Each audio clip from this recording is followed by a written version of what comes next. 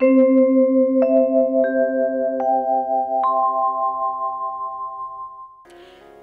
एक बार क्या हुआ, अब यहाँ से भागवत जी के धरती पर अवतरण की कथा प्रारंभ होती है।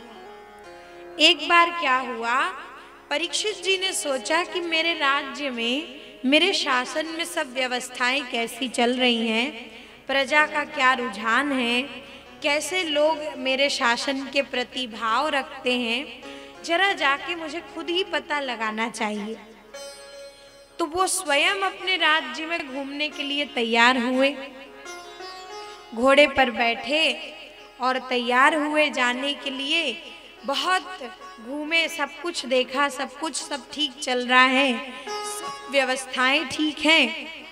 और ऐसे ही घूमते घूमते एक बार एक दृश्य परीक्षित जी ने देख लिया और यहाँ से कथा प्रारंभ हो गई। बड़ा सुंदर श्लोक कहते हैं यहाँ पर वेदव्यास जी महाराज कि यदा परीक्षित कुरुजांगले वसन कलिम प्रविष्टम निज चक्रवर्तीते निशम्य वार्ता मनते प्रियांततः शरासनम शोण्युग शोण्डिरादधे। अब कलयुग का प्रारंभ हो गया है ना, तब के दृश्य का वर्णन है। आप लोग अब उस चित्र को देखिए, परीक्षित जी क्या देख रहे हैं, शब्द चित्र कितने सुंदर हैं। कहते हैं कि परीक्षित जी अपने घोड़े पर बैठ कर के जा रहे हैं, अचानक से उनको कुछ दिखाई पड़ गया तो उन्होंने घोड़ा रोक दिया, खड़े हो गए और देखा क्या उन्होंने कि सामने एक व्यक्ति है जिसने परीक्षित जी के जैसे ही कपड़े लत्ते पहन रखे हैं, राजा जैसा ही उसने वेश धारण कर रखा है। तो परीक्षित जी जैसे कपड़े, मुकुट, अस्त्र शस्त्र सब उसने पहन रखा है।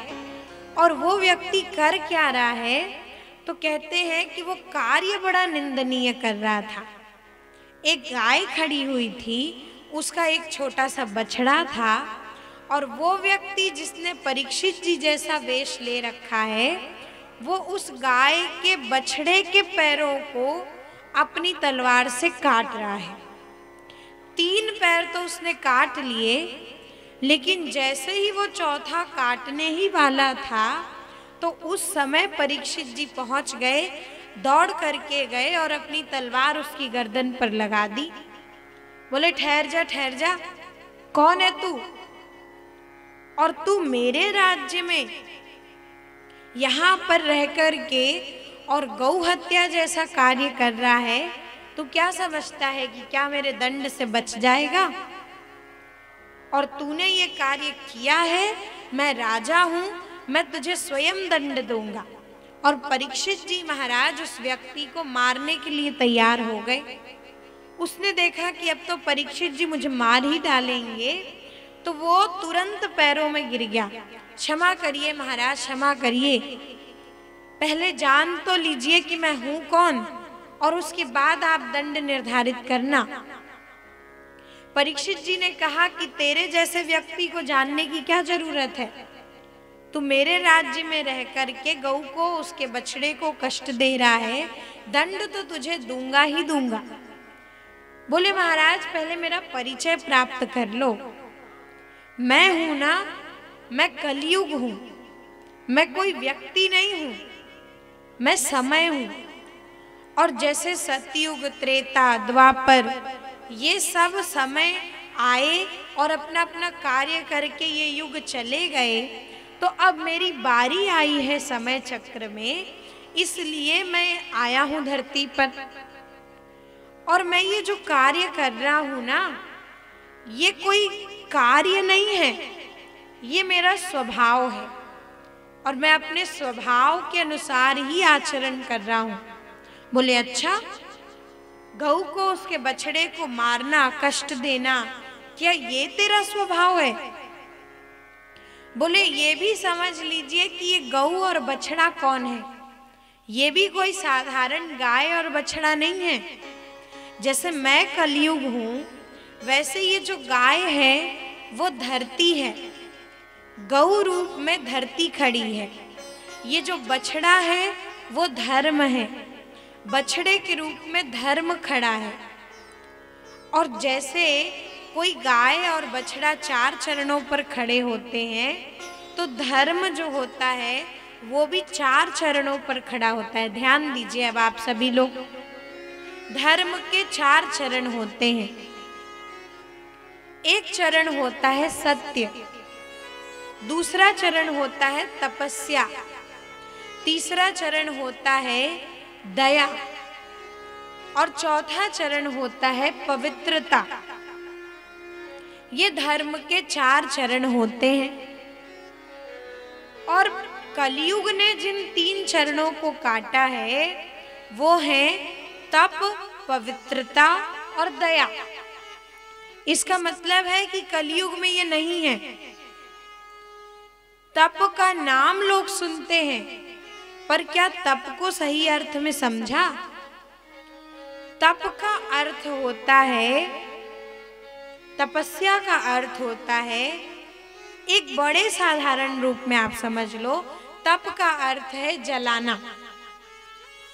अब जलाना किसको? तो अपने जो भी हमारी महत्वाकांक्षाएं हैं, हमारे जो भी ऐसे कार्य हैं जो कि हमारे जीवन में हमको क्षणिक प्रसन्नता तो दे सकते हैं, लेकिन वो कार्य हमको शाश्वत आनंद से दूर कर देते हैं, ऐसी इच्छाओं को जलाना ही तप है। तो क्या हम ऐसा कर पाते हैं?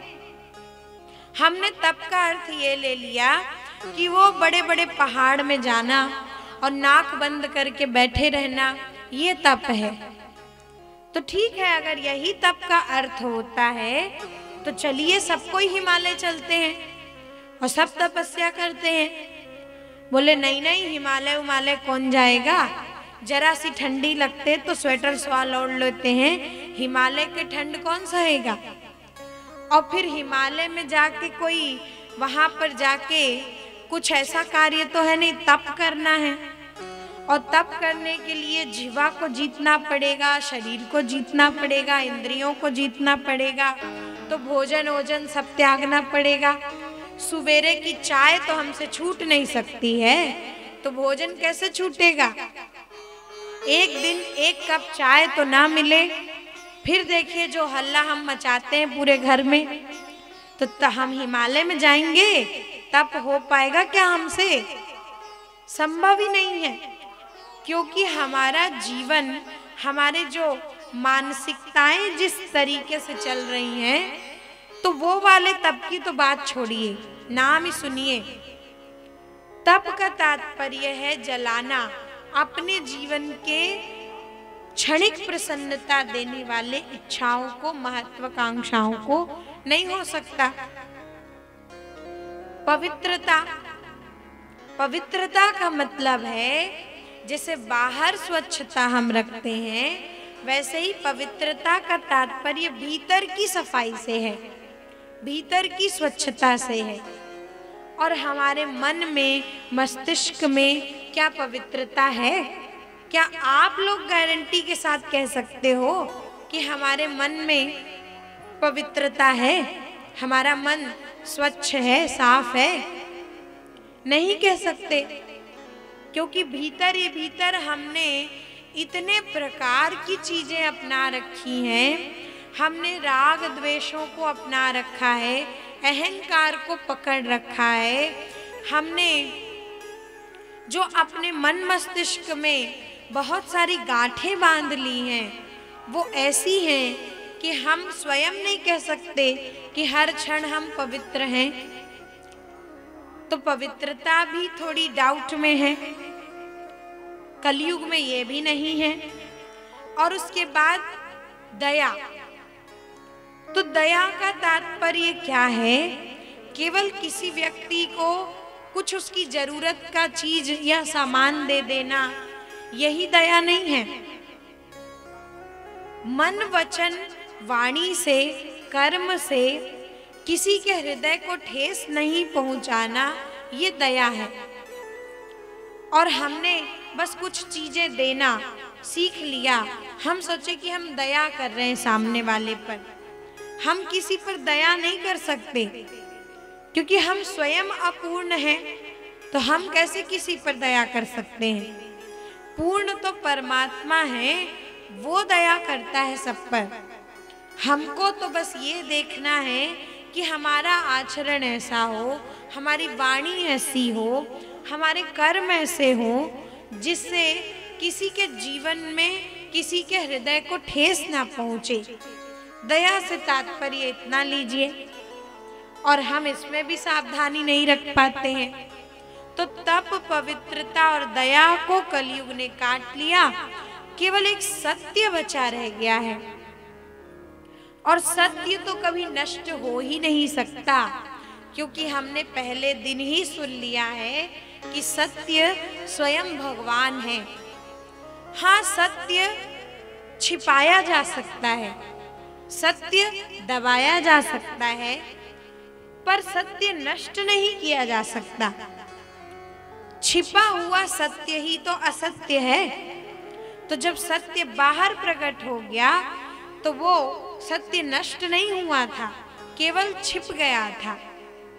तो सत्य के बल पर ये धरती जो है वो टिकी हुई, धर्म जो है वो टिका हुआ है। तो परीक्षित जी ने कहा कि अरे कलयुग, तेरा ये काम तो बड़ा ही गंदा है। मतलब तेरा स्वभाव है धरती को कष्ट देना और धर्म को कष्ट देना। बोले हाँ महाराज, यही मेरा स्वभाव है। परीक्षित जी ने कहा तो फिर एक काम कर, तू मेरे राज्य से निकल जा, जहां जहां तक मेरा शासन है वहां तू मत रह। कलयुग ने कहा कहां जाऊं, आप तो इस पूरी धरती के चक्रवर्ती सम्राट हैं। इन 7 द्वीप 9 खंडों पर सब जगह आपका राज्य है, मैं कहां जाऊं। और अगर आप मुझे मेरे स्वभाव के साथ स्वीकार नहीं कर सकते तो आप मुझे बांध दो, बंधन में डाल दो। कुछ ऐसी जगहें बता दो जहां पर जाके मैं रह सकूं, और मैं आपको वचन देता हूं कि आप जहां जहां बताओगे वहीं वहीं मैं रहूंगा, बाकी दूसरी जगह पर नहीं रहूंगा। तो परीक्षित जी ने कहा कि भाई तू समय है, तेरे को मारा नहीं जा सकता और तुझे लिमिटेड भी करना है, तुझे सीमा में बांधना है, तो क्या स्थान बताऊं। तो परीक्षित जी ने कुछ विचार किया और विचार करने के बाद उन्होंने 4 स्थान कलयुग को रहने के लिए दिए। कौन कौन से 4 स्थान? तो वेदव्यास जी क्या कहते हैं कि अभ्यर्थिस्तदा तस्मै स्थानानि कलये ददौ द्यूतं पानं स्त्रियः सूना यत्रा धर्मश्चतुर्विधा। 4 स्थान जो हैं, पहला है द्यूत। द्यूत मतलब जहाँ जुआ खेलते हैं, वहाँ कलयुग का स्थान है। पानम यानी मदिरा में दिया, स्त्रिय मतलब वेश्यालय में स्थान दिया, और हिंसा में चौथा स्थान दिया। तो ये 4 स्थान बताए, द्यूतम पानम स्त्रिय सूना यत्रा धर्मश्चतुर्विधा। बोले इन 4 चीजों में रह और कहीं मत जाना। कलयुग कहता है कि 4 स्थान तो बहुत कम पड़ेंगे महाराज, मैं कोई 2-4 दिन के लिए थोड़ी आ रहा हूं, मैं तो 4,32,000 वर्षों के लिए आ रहा हूं, और मुझे कुछ और स्थान चाहिए रहने के लिए। और आपने जो जो स्थान बताए वो सब तो अच्छे स्थान नहीं है, कोई अच्छा स्थान में बताओ जहां पे मैं रहूं। तो एक 5वां अच्छा स्थान दिया। और फिर वो स्थान क्या था? तो उसमें फिर लिखा वेदव्यास जी ने कि पुनश्च याचमानाय जात रूप मदात् प्रभु ततो नृतं मदं कामं रजो वैरंच पंचमम्। जात रूप का अर्थ समझिए। जात रूप का अर्थ होता है सोना, स्वर्ण। जो हम लोग गहने पहनते हैं, सोने के आभूषण, तो सोने में उस स्वर्ण में 5वां स्थान दिया। बोले जात रूप मदात प्रभु, सोने में जाकर के निवास कर। तो लोगों ने कहा कि अच्छा, तो मतलब सोने में स्थान दिया है परीक्षित जी ने, चांदी में तो नहीं दिया ना। तो चलो सोना छोड़ो, चांदी इकट्ठी करो। तो सोने से तात्पर्य समझिएगा, जब श्री सूक्त का पाठ विद्वान जन करते हैं तो उसमें लक्ष्मी मैया से बार बार कहा जाता है कि जात रूप के रूप में लक्ष्मी मैया आप आओ, हमारे घर में आओ, हमारे राष्ट्र में आओ, बसो, आओ, स्थान ग्रहण करो। जात रूप के रूप में आओ, स्वर्ण के रूप में आओ, धन के रूप में आओ, संपत्ति के रूप में आओ। तो एक तरफ तो प्रार्थना करते हैं ऋषि मुनि वैदिक मंत्र के रूप में, और दूसरी तरफ कलयुग को स्थान दिया। तो इसका मतलब समझना आप कि धन में स्थान नहीं है कलयुग का। धन में हमारी जो आसक्ति है उसमें कलयुग का स्थान है। धन तो कोई बुरी चीज है नहीं, सुवर्ण, पैसा, संपत्ति तो बुरी चीज है नहीं। रही हमारी उस धन से अटैचमेंट, जो हम चिपकते हैं। धन का केवल उपयोग करना है, लेकिन हम उपयोग से ज्यादा जब संग्रह वृत्ति और दुरुपयोग की वृत्ति लाते हैं तो उस वृत्ति में कलयुग का स्थान है, धन में नहीं है। लेकिन धन के प्रति जो हमारी आसक्ति रूपी खराब वृत्ति है उसमें स्थान है। उस धन को प्राप्त करने के लिए आपने कौन सा रास्ता अपनाया है? वो धन जो आ रहा है वो एक सही मार्ग से आ रहा है कि वो गलत मार्ग से आ रहा है? वो धन जो आपके पास आ रहा है वो किसी का अहित करके तो नहीं आ रहा ना, किसी को चोट पहुंचा के तो नहीं आ रहा ना, किसी को नीचे गिरा के तो नहीं आ रहा है ना। अगर ऐसा है तब उस धन में कलयुग नहीं है।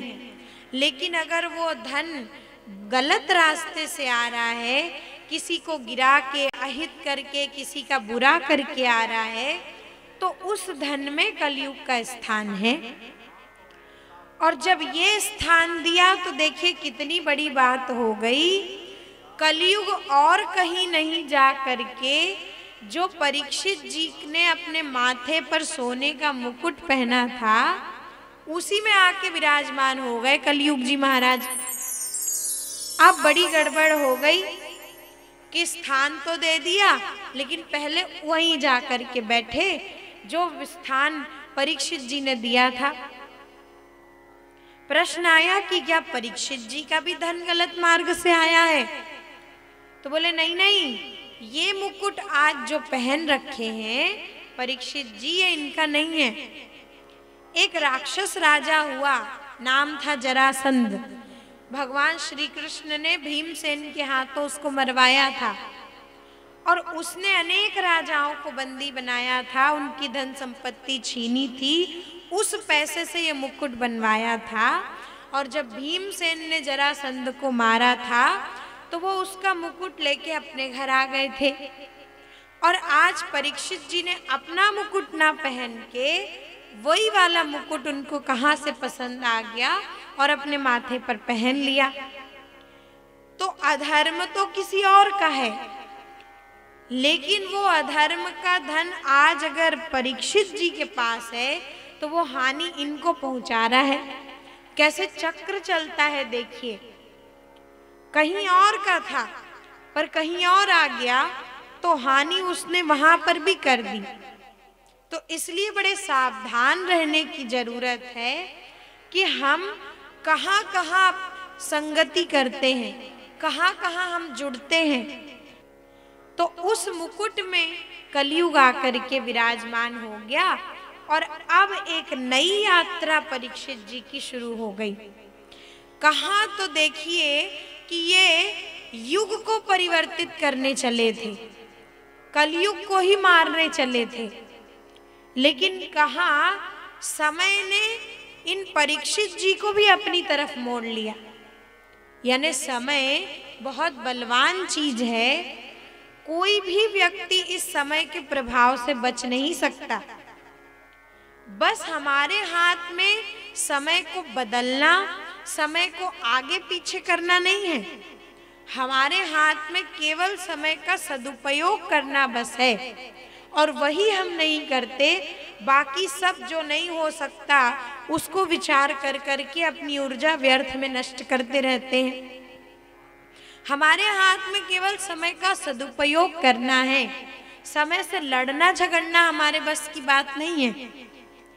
लेकिन जब आज इस कलयुग ने परीक्षित जी को अपने जैसा बना लिया, तो प्रश्न ये उठता है कि अगर परीक्षित जी इसको मार ही रहे थे तो मार क्यों नहीं दिए?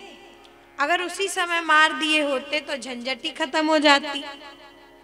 लेकिन परीक्षित जी ने कलयुग को नहीं मारा, उसका एक कारण है, और वो बहुत अच्छा कारण है कि कलयुग में लाखों दोष हैं, लेकिन बस एक सद्गुण देखा परीक्षित जी ने कलयुग का और उसको नहीं मारा। और वो एक सद्गुण ये है कि कलयुग केवल नाम आधारा, कलयुग केवल नाम